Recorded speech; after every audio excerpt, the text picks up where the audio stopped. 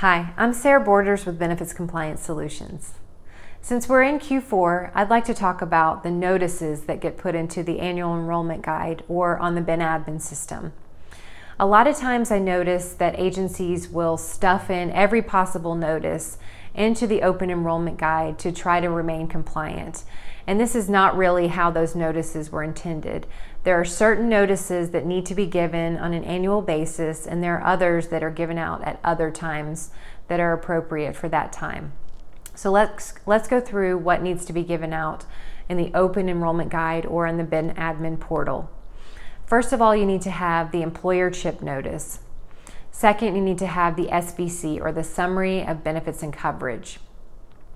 Third, you need to have the Notice of Reasonable Alternative Standard if you have a wellness program, if you offer a wellness program that has a reasonable alternative standard.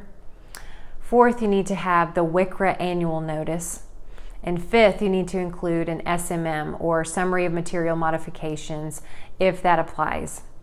Now you can include, and you probably should include, the Notice of HIPAA Special Enrollment Rights. That's a good idea to include this as well.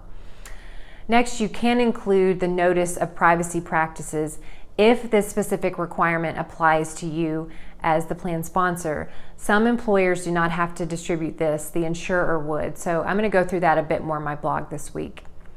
Also, it's a good idea to include the Medicare Part D notice, even though you probably just sent that, hopefully, before October 15th.